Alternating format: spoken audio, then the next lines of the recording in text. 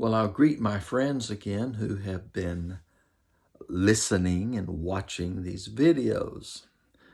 I have been, if you will remember, looking at the book of John and explaining words for those of you that are learning English, or English is not your first language, and trying to make sense of these words for you as we look at the New Testament, because many of you, if you have been with Michael Gott, you've got a New Testament.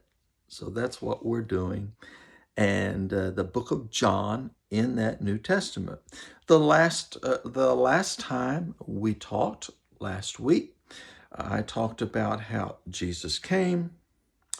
He was not recognized. People didn't know him, did not see him for who he was, and didn't accept him, did not believe he was who he said he was. Okay, that was the main part of last week.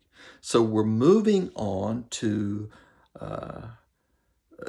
two more statements. Maybe we'll see. Maybe we'll do two or three, but we'll see how we do today.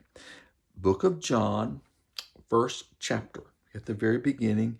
And now I am to the 12th statement, 12th verse, where it says, after we've just said, his people, the Jewish people, did not receive him. Now, I must correct something, explain a word I used last week. I said, in general. Well, what does in general mean? Well, the best way to explain what it means when an American says, well, in general, we're talking about, well, normally, most of the time, it's normal. So in general, a general statement means, well, that's normal, okay? That's the best way I can explain in general. Oh, you notice my Dynamo shirt? You in Ukraine? My Dynamo shirt. I like that shirt. Okay, now back to what's important. Book of John, number 1, now down to number 12, verse 12, statement 12. But to all who did receive him. Okay, but, okay. So they said people didn't receive him, but Allah. To all who did receive him, there were some people who accepted him. They were not the Jewish people in general, that normally, but those who did believe him, who did receive him, accept, to receive something, to accept it. To all of those who did receive him, he, Jesus, gave the right to be children of God. Gave the right to be children of God. To give the right. What's the right? It means I give you the possibility. I give you the opportunity to give you the right.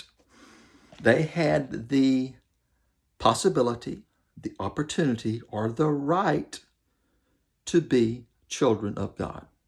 To be children of God, to belong to him. You're the children of a parent. So those who received him, who accepted him, gained the right to be children of God. And then it says, to those who believe in his name. So once again, those who accepted him, those who believe in him, to believe in his name. It is just saying to believe, who believed him, to believe Jesus was who he said he was. That's what that means. Let's look at one more statement today. These people who believed in his name, who were born not of natural descent. Okay, you were born from your family, your parentage. You were born into a family, natural birth, okay? But these people who were born not of natural birth or descent or of the will of the flesh, not just because man says this is going to happen, the will of the flesh, not human,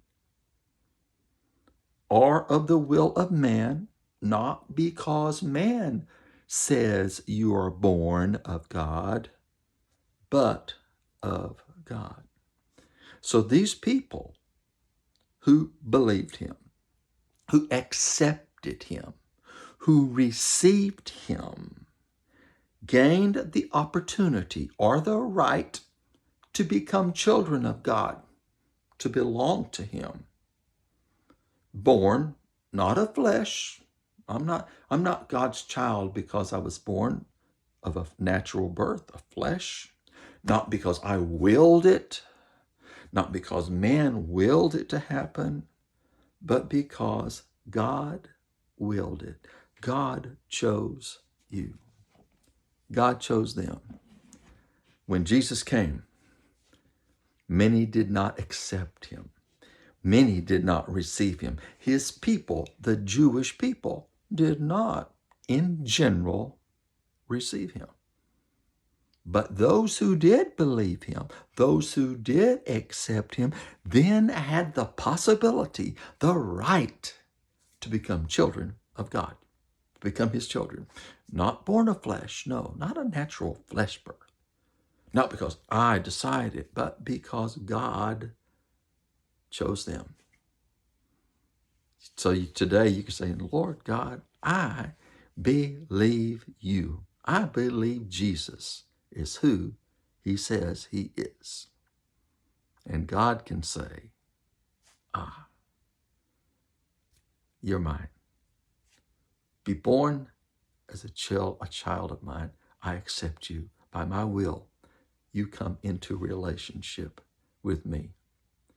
So that's a little more of the story in the opening part of the book of John. Take your New Testament, read it. Look back into the parallels if you have a Ukrainian or Russian Bible so that you can understand those words. But I'm trying to help you not only understand the meaning, but to understand the meaning of these English words and the way in which they are used. Well, someone caught me last time with in general.